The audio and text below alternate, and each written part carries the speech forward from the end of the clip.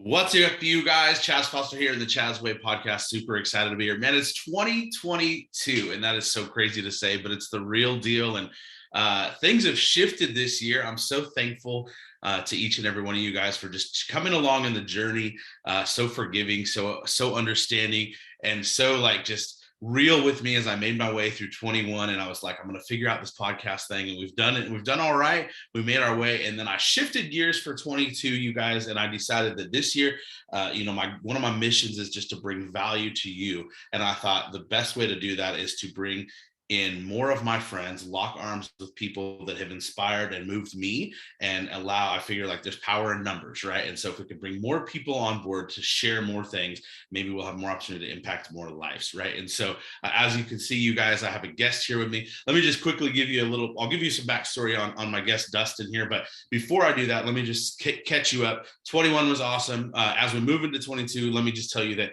we wrapped up 2021 with moving into real estate. Just got my real estate license, you guys.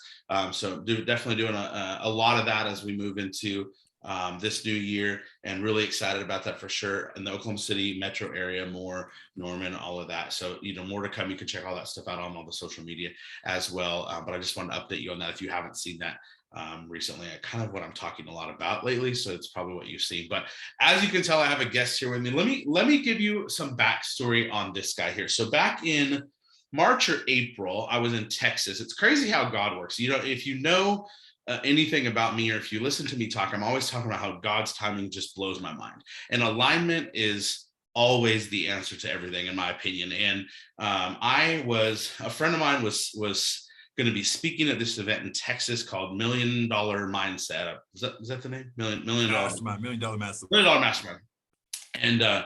And so Anna and I decided we're going to go check out this event, only because a friend of mine was speaking there.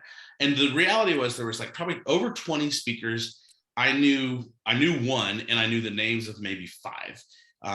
But once we got our tickets and booked hotels and decided to go, started paying attention to kind of who some of the people were, I was really, really excited to go. And when we got there, it was a great experience, great weekend. And I don't think I've even got to share this with Dustin, but I noticed you right away. First thing, I think it was a Saturday and Sunday deal, if I'm not mistaken, but whatever it was. Actually, it was weekday, Thursday and Friday. Yeah, I think it was Thursday, Friday. Yeah. And so I see this tall dude. He's kind of just, dressed cool. He's got his hat on backwards, and he's super fit, and I'm super not yet fit, right? And I was like, this fool's all fit, but I saw the tattoos, and I'm tattooed up. So I was paying attention to that. And what I noticed about you, though, is you carried yourself with a good poise. And you and Tanya both, you and your wife, you just carried yourself well. You seemed kind. You were, having a lot of good conversations. And I'm an observer, so it might sound weird that I notice, but I'm just an observer. I pay attention to my surroundings, who's around me, who's in front of me, who's behind me. And I just noticed you guys. And it just so happened that, again, alignment, you guys ended up sitting that first day just a few seats to our left.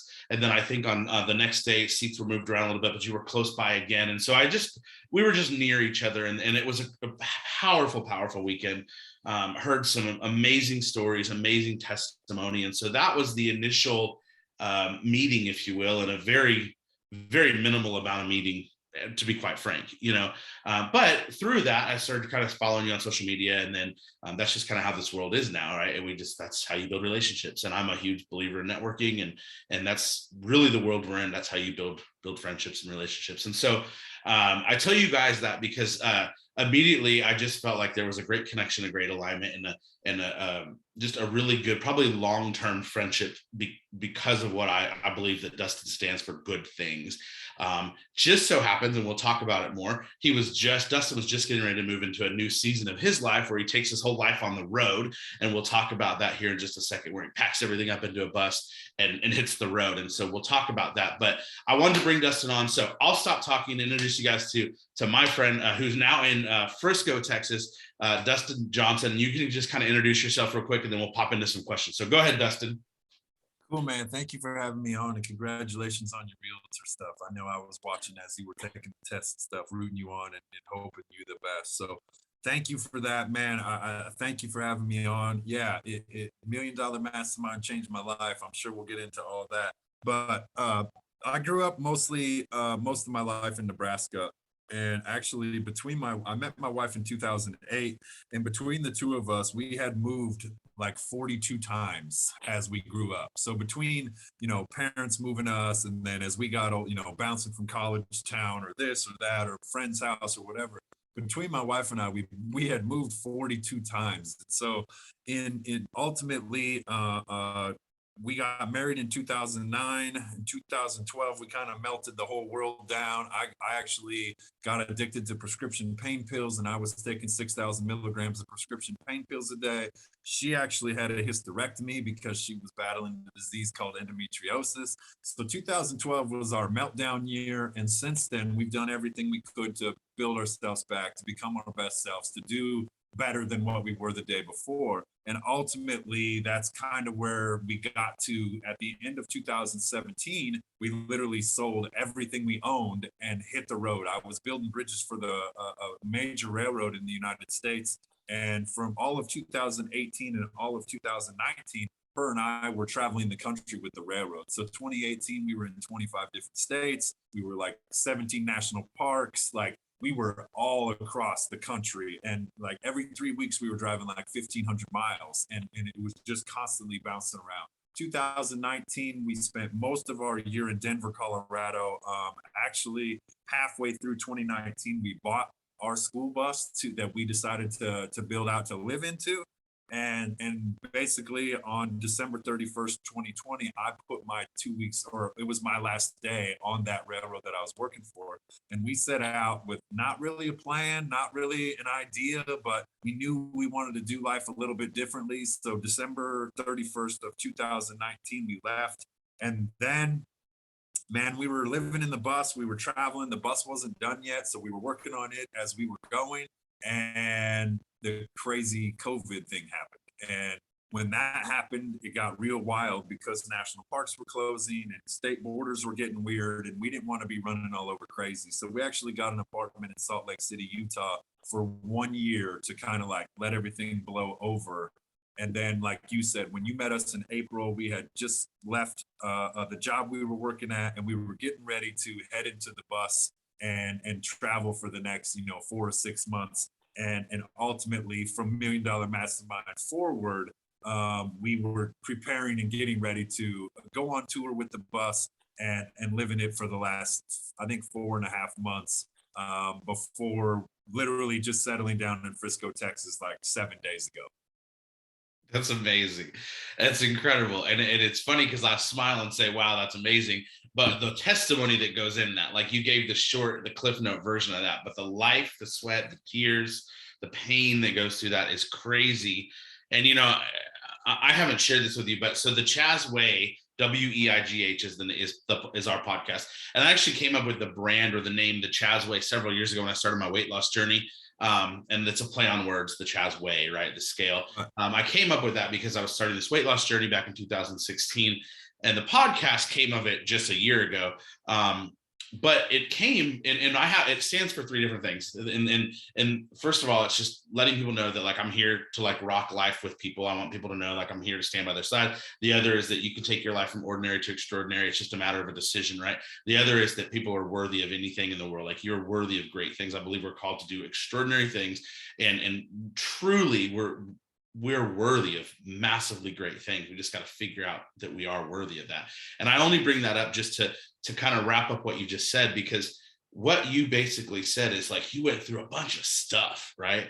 And you chose to find the golden side, the sunshine on the other side of it, and you've taken it full circle. And even though it was a very short little bit of touch on a lot of crap that you went through, we're where you are today in a really happy, good place. And we'll talk more about this, but you've locked arms with incredible people. You have a circle of faith-based, loving, caring people that are your family, and that's because you took a lot of chances. You made a lot of crazy moves. You went through the crap to get to where you are today. So I think that's awesome. And I touch on that because our listeners, our viewers, like it's important that we bring that reminder that like, dude, like we're all normal.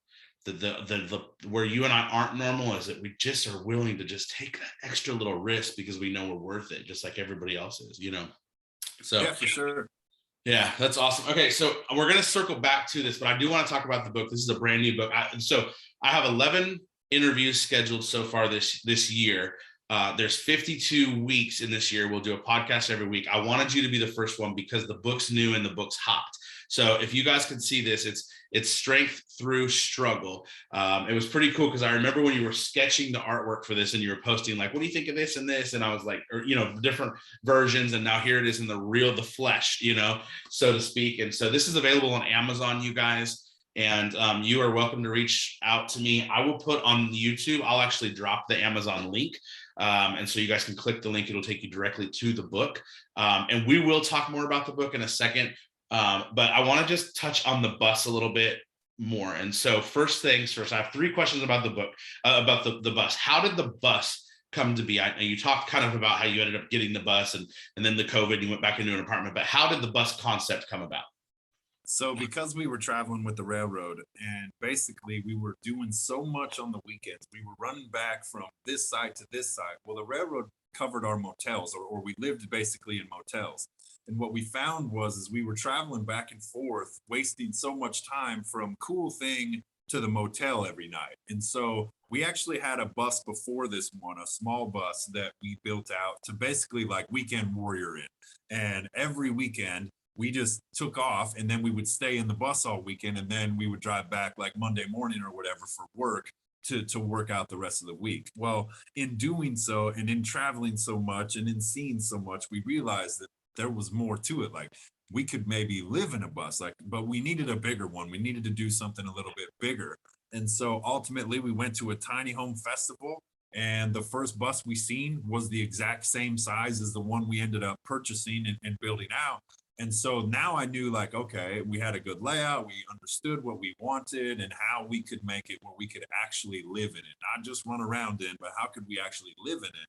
And so from there, the following day after the tiny home tour, I told Tanya, I said, look, if we're supposed to do this, if we're supposed to live in this bus, we'll find one. And here's what I'm going to do. I'm going to get online. I'm going to spend 15 minutes online looking for a bus because I can drag it on for 5 years. I can, look and search and make something happen.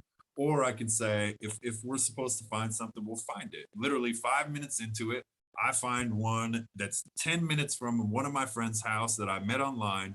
And he was able to end up and go. Actually, I wired him money and he paid for it because, long story short, that this auto dealership had bought an entire lot of cars, if that makes sense, at an auction, and the bus was in the entire lot. And so when they bought the entire lot, they got this bus that they had no idea that people were turning into houses and traveling the country and all that stuff. And so they were in this little ass town in Arizona and they didn't know what they did. Well, on Friday at like 4 p.m., they posted this bus for sale and then they left for the weekend. Well, when they got back to the dealership on Monday, there was over 140 people who had called on the bus over the weekend. And so like they weren't taking any down payments. They weren't, I lucked out because I had a buddy there and he was literally able to go down, pay him cash and buy the bus for us. Otherwise we would have been screwed on the deal. But that was ultimately how it came to be and how we decided like from there, because it was a yellow school bus with all the seats and the handicap lift and everything when I bought it. And then from there, we just literally every weekend tore the seats out and the ceiling and then this and then that, and then just started rebuilding from there. Yeah. Are you familiar with the Golden Road?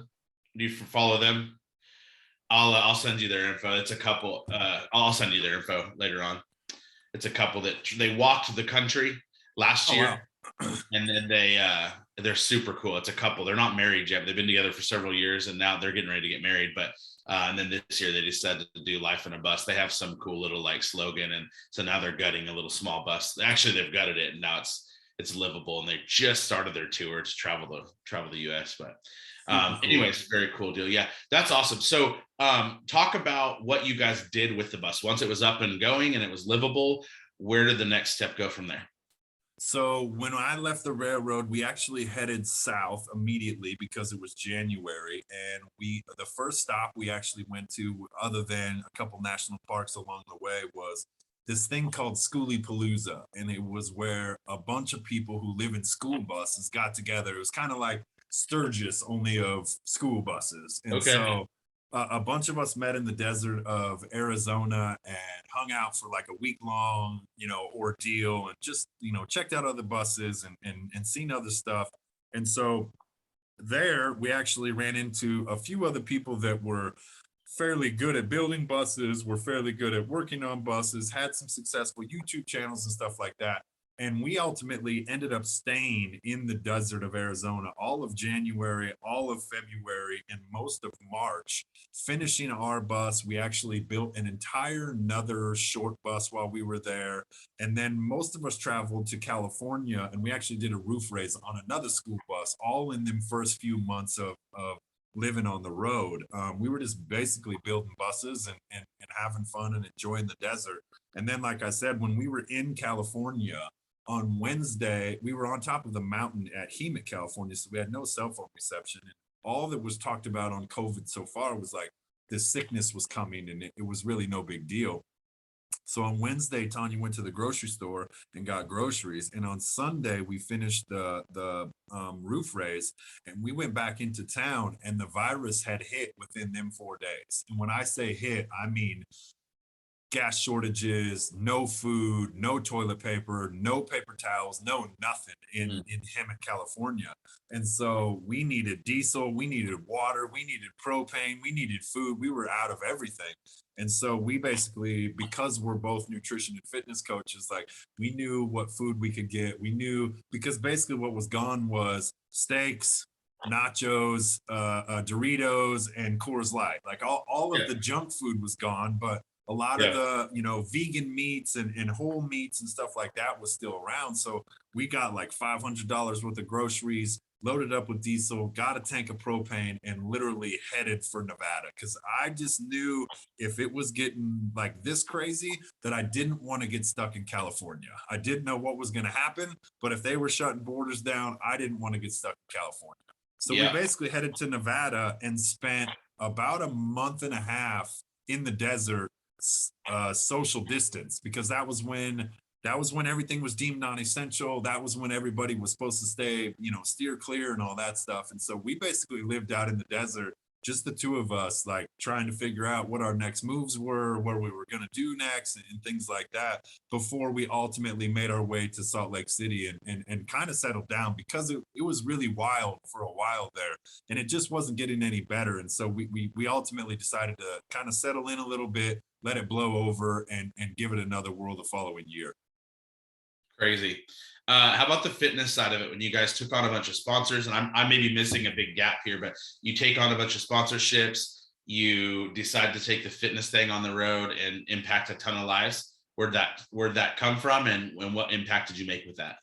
So the big thing was is we knew that we were moving back into the bus. We knew that we still had some traveling that we wanted to do. We knew that the bus was still part of our life, and that we still needed to do something. And so because I got so tired of the health situation in this country and how all it's been is, kind of the vaccine and masks and social distancing, as opposed to eating well, exercising, drinking water, I just wanted to do something different. And so I knew we were going to be traveling, and I knew that, we were going to be living in the bus. So I figured if we're going to do this, let's make a purpose to it. Let's run around the country. Let's literally bring health and fitness back to the cities. Let's smile. Let's have fun. Let's sweat together, and let's give back. Basically, let's do health with other people, and basically shake hands and kiss babies, and have fun, because we've all been apart. And so we basically picked 10 different cities and did 10 different stops in our bus. And we did a free workout at a park, and a free nutrition seminar, and bus tours, and stuff like that. We got some sponsors, and they, gave us some goods. We actually donated our Tanya and I wrote a book called How to Live a Healthy Lifestyle. And so we gave one of our books to every person that showed up to the events or bought one of our t-shirts. And then, yeah, man, in the evenings, we were doing some underground, like mini masterminds, maybe like 8 to 10 people, and kind of hashing out basically all of living a healthy lifestyle, healthy in your marriage, healthy in your business, healthy in your life, obviously. it really, really turned out to be an amazing opportunity, man. Tanya and I both had some life-changing experiences while we did it, as well as everybody that was a part of it. Like it really turned out to be a cool thing. And most of it, like we thought it was like this fitness tour, right? And that's how it was marketed. But man, everybody got so much more than just fitness from it. It was really, really cool to be a part of. Yeah. What was the biggest impact that you made on that bus tour? That was not that you Um, made, that was made. I would say the biggest impact for me personally was we stopped in Frisco, Texas, which is where we are now, at the $1 Million Mastermind that I met you at. Pastor Keith Craft spoke, and Steve Weatherford spoke. Both men spoke of both God and people. And at the time, man, I wasn't living perfect. I wasn't living right, so to speak, and I still ain't like, but I knew both of them had me in tears because I knew that in my life I needed God and people and better people than some of the people I was running with and things like that. And so it ultimately made me realize that that was what I needed. Well, we got the opportunity to roll through Frisco, Texas, and I got to go to this thing called Warrior Night. And at Warrior Night, it was a men's night. We were at the church. We were doing men things, and ultimately God, through Pastor Keith, called me out in front of 400 men. I didn't know one soul there. I didn't know anybody. I didn't know nothing. I had never been to that church before. And this situation happens where Keith is like, so you're not from here. And I'm like, no. And he said, God's got you on a journey and you're kind of traveling all over the place. And I said, yes. He said, why don't you come up here? And he started prophesying over me, basically saying that God was with me and he had us on this journey for the last few years, that everything was for a reason and everything was working for a greater purpose and all these things. And it was really, really heartwarming to me. And literally after that, I got baptized 7 days later. And from there, like my connection with God has went through the roof. So the biggest impact for me was literally like me and God linking up. And through that, I've realized that this whole time he's been running with me. He's been with me by my side. He's been hanging, he's been waiting. And ultimately, like I didn't think I needed him. I was running on my own. I was making my own choices. I was doing my own thing. And he made it clear, like, hey man, I'm here, I'm running with you. Let's run together and let's do this. And that impact, I mean, it's been incredible ever since. It's crazy because it's on my list to talk about that. So it's crazy that that was your answer to that. Let's just talk about it. Let's talk about that. So I'm kind of an emotional dude, and so I didn't know anything about Ryan Stewman prior to that event, other than it was Ryan Stewman's event, and the dude's freaking name was everywhere. I was like, well, if there's anything about the guy, he's not afraid to put his name on everything. You know what I mean? I knew nothing about him. I know you speak very high of the guy, and so for those of you guys that don't know, the event we were at was produced by Ryan Stewman, who's and you'll be able to explain better, but just in a short version, Ryan Stewman is he's an entrepreneur, he's a business guy, and he's a guy who I think he's passionate about helping other people become successful, is what I would say. And so he put on this event. For sure. Yeah, he runs a online mastermind group or several groups called Apex that literally has close to 1,500 people. So the connections and the things that he does. Plus, I mean, he's part of the Avengers Mastermind. He's part of a lot of things. He's wrote a lot of books. He's put a lot of content out for 10 or 12 years, and he's what would be considered a social media influencer. He's got the blue check mark. People see him everywhere, and so understanding that that's what people are looking for these days, and that's what connects people and so forth. So when you say networking, it's a huge networking group that ultimately focuses on business and becoming the most elite version of yourself in all areas: your marriage, your life, your health, your business, all those things. And so he's kind of the head of all of that.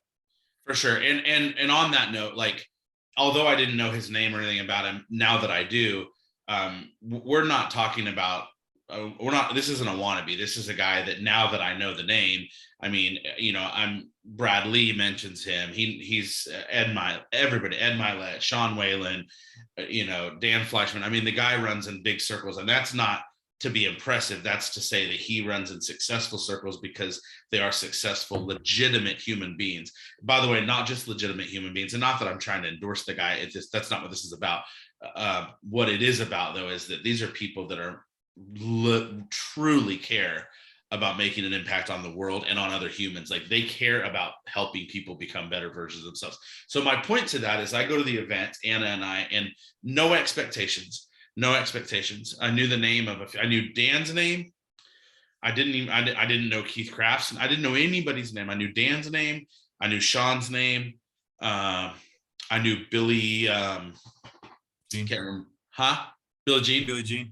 Yep. So I maybe 4 or 5 names, and was blown away by every single speaker. But what blew me away the most, and what gave me the most crazy respect for a man, Ryan Stewman, who I'd never heard of, was that this guy who is not afraid to dress in a t-shirt and jeans and doesn't care what other people think of him, and has a past, and is himself, and is righteously himself. He does not live based on worrying about others. He opened the event with Jesus and he closed the event with Jesus. And so it's really hard to go in and be critical of somebody, because that's what people do in this world. And knowing that he was not afraid to open and to bookend that 2-day event with God, because Steve closed it, right? Yep. And that just, I have chills right now. The amount of respect I have for Ryan Stewman I'm sure it was intentional, because he cares about God. Sure. And so those 2 made the biggest impact on me. Those 3, Stewman for his willingness, and Keith for his delivery in the beginning and the way he set the tone for the day, and then Steve for his just really heavy delivery on the back end. It was a massive impact, So I'm glad you brought that up. Tell me about, and we'll keep it brief because I want to roll on, but talk about Pastor Keith. You're in Frisco, Texas now, and for those of you that don't know, Elevate Life Church, I was there with one of the people I met that sat next to us. Her name's Xandra. You may know her now, but you know Xandra? Okay, so Xandra goes to Elevate Life, and she's like, oh, Pastor Keith's talking. He's my pastor. She sat with us the whole weekend, and then I never heard of him, and then he speaks, and I'm like, oh my gosh. Now, first thought was, what a godly man. Second thought was, I have some big shoes to fill as a man, as a future husband, as a father. Like, if I could die one day and be 10% of the man that he is, I'll do something right, because he is a amazingly godly man. But now that you've been in the building, you've heard the worship, you've heard him speak, you've heard probably his family, who's a family of pastors. What's it like to be in that building?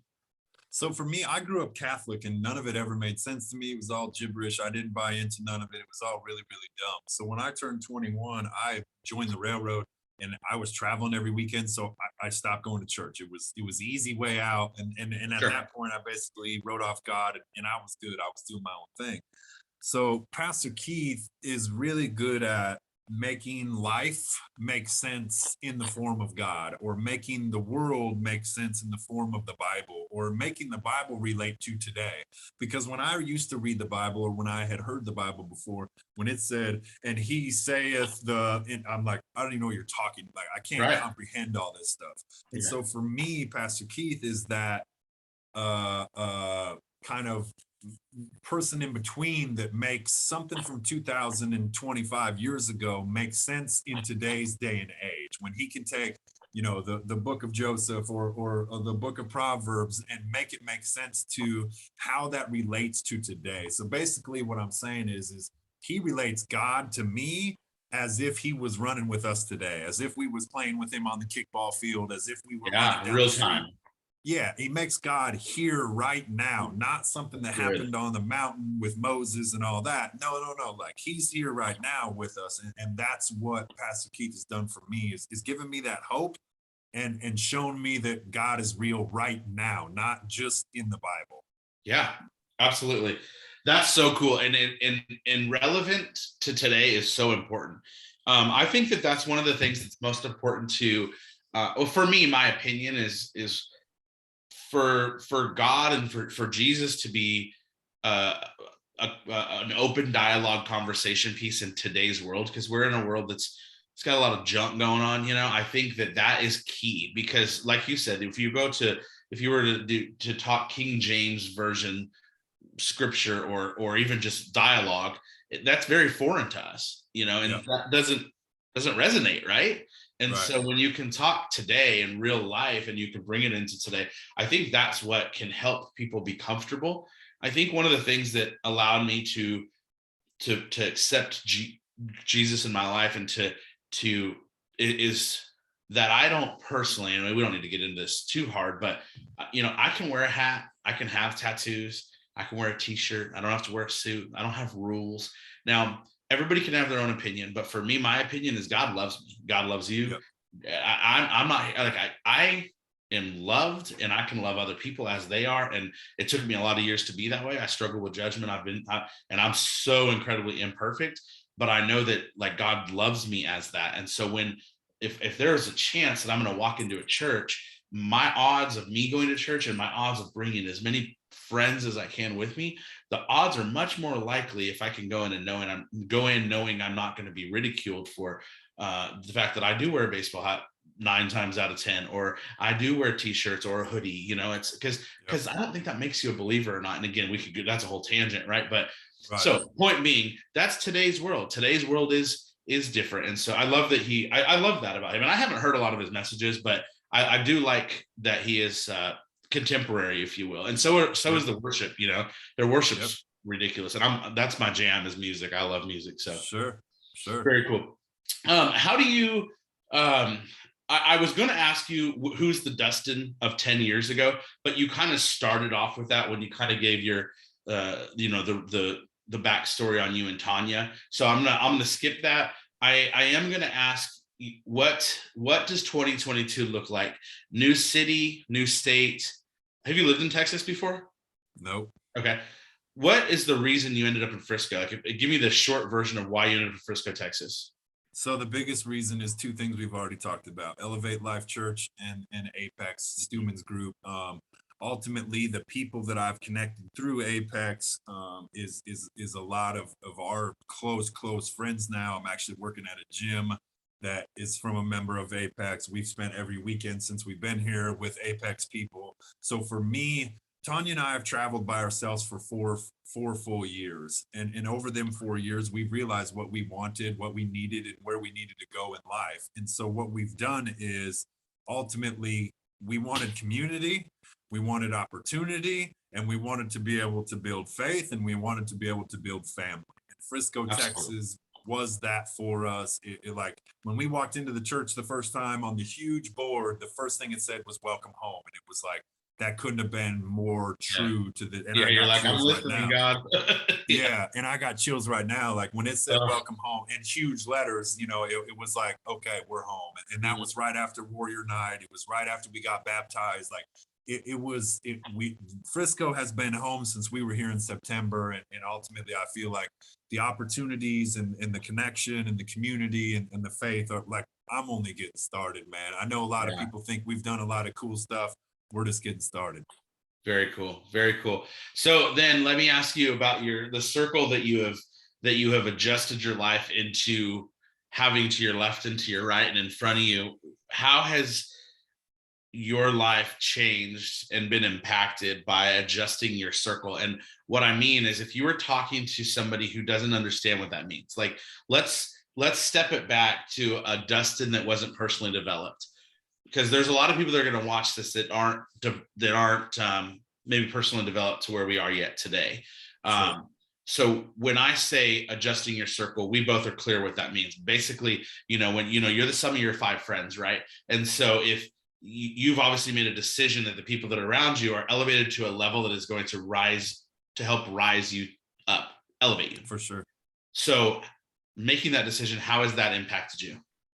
So, like you kind of touched on it earlier, and I know I kind of touched on it, but in 2012, I was the president of a motorcycle riding group, and we were, 10,000 miles a year, 100 miles an hour. It was low speed or high speed, low drag. Like everything was pure craziness. I was unfaithful. I was addicted to prescription pills. I was smoking 3 packs of cigarettes a day. Like my life was a disaster. And then every year since then, like when I look at the people I ran around with, I've just changed and I've just moved and I've just grown and I've just expanded and I've just learned and I've just continued to put myself in different places and take chances and opportunities and shit. Some have failed miserably. Some have, put us into debt. Some have, like caused a lot of problems. But in the last 4 years, like I said, we basically cut everybody out of our lives because we were out living in motels or we were living in the bus. And in that time, what happened was is we were able to figure ourselves out and we were able to develop ourselves, which is something that we don't do as a society.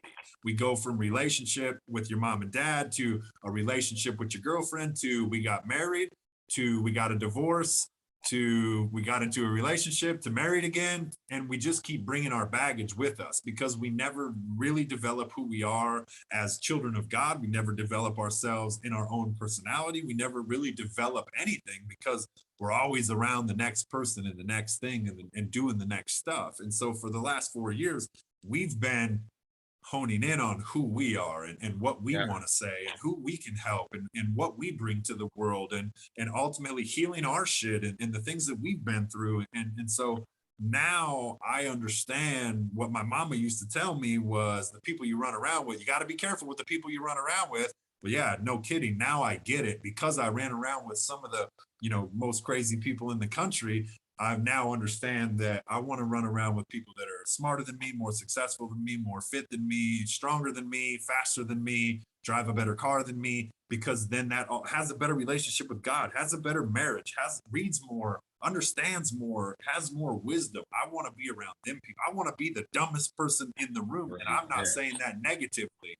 I've just now realized that me being the dumbest person in the room has an exponential ceiling of growth for me and allows me to become the greatest version of myself. And the next time I'm the dumbest person in the room again, I'll be glad to go through another ceiling and another floor and another ceiling and another floor. And that ultimately, that's what personal development is. Checking your space, growing, checking your space, growing, and pushing boundaries, taking chances and opportunities.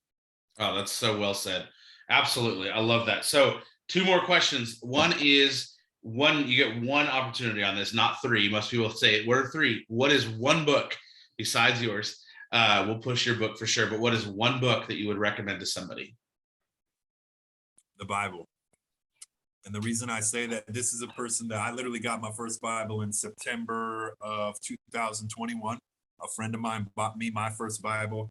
But what I have found in the Bible, and I'm not just strictly talking about God here, but what I have found in the Bible is we always go, like, you don't go to a Ferrari dealer to ask them what oil you put into a Ford, right? You go to the Ford dealership. And so for me, being brought up Catholic, being brought up and told that this is how it works and this is how it works from everybody else that didn't necessarily know God, I learned that through the Bible, I could ask God my own questions and I could answer my own questions if I just read the book or the owner's manual that he wrote for me. He created me, I'm his car, and then he wrote an owner's manual for me to follow. And if I can follow the owner's manual as close to it as possible, get the oil changed when necessary, and do the things that I need to do to keep the car moving correctly, I can stay on a better track. And so instead of everybody else's opinion of God, instead of everybody else's opinion of Jesus, instead of everybody else telling me how things were,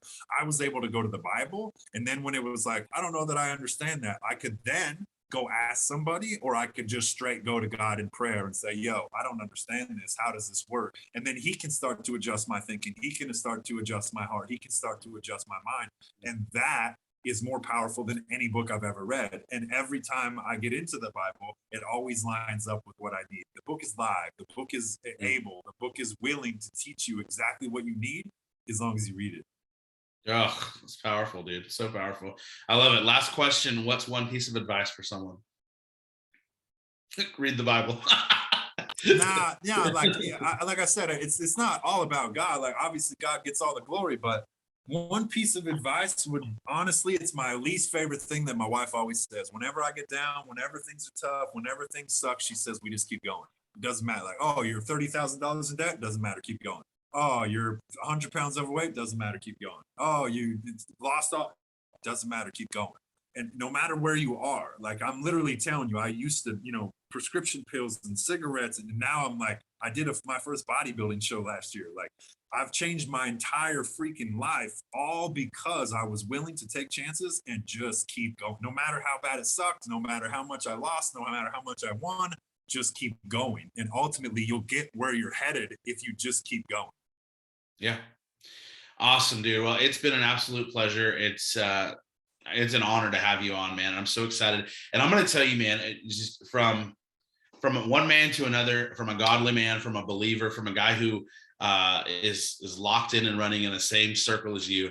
I am so excited to see where this conversation is a year from now, because everybody says it, and I'm not a cliche guy, I'm not a trendy guy, so saying, oh, 22 is your year, that's so cheesy. But yeah, game recognizes game. When you see people momentum's rolling and spinning, and when people are in the fire and in the grind and doing and doing and doing, and the difference is sitting on the recliner or in action. It just happens to be, we could be talking midsummer and say this is your year. It just happens to be that we're in the first week of the year, and so I can say that 22 has a lot of momentum rolling. I think it's going to be amazing for both of us, and I'll say it with acknowledgement of myself as well, because I have a lot of irons in the fire. I think it's going to be crazy where we're at a year from now, and I am so excited to see where touching down, now that you're landed and like a brick, and like you're in one spot, what will happen. I think you just so much for you and Tanya as well. It's going to be incredible. So I'm so grateful for your time investment as well. So quickly plug your socials, where people can find you. I'm going to drop everything and some links as well for people to find you. But if you'll just quick plug on where people can find you and Tanya. And we didn't talk about Vikings and Vixens, but go ahead and just plug those socials. So you can obviously go Dustin G. Johnson on Instagram. I think it's _Dustin Johnson on Facebook. And then my wife is the Tanya Johnson on everything. We originally started as like the and the, and it was really cool. But some websites and stuff we weren't able to get. And so it kind of broke all that up. But yeah, the Tanya Johnson for her. And then Vikings and Vixens Fit on Instagram or Facebook. But ultimately, man, hit me up. Let's message. I'm open to talk with anybody. I'm down to chat or whatever. If you got questions or need help or guidance or want to work together or whatever, like, hit me up. Let's message. Let's talk. And I'll give you the shirt off my back if I can. Yeah, for sure. And he's serious, you guys. This is a real, honest, legitimate dude. And like I said, I'll make sure I drop that stuff specifically on YouTube, because it's an easy place in the comments. I can just drop that, the description information. So I'll do that. I appreciate you guys. Thanks for being on the Chaz Way. Do me a favor. If you'll share, like, comment, thumbs up, rate, review. And I only ask you guys to do that. It's not for me. It's not for Dustin. It's literally, the goal is to impact more lives, to bring more value. To do that, we have to be seen and heard. So I ask you to do that simply to help build the platform. And I hope you have an amazing week. Thanks for being here. Enjoy your 2022. We'll see you guys later. Thanks again, Dustin. For sure. Thank you.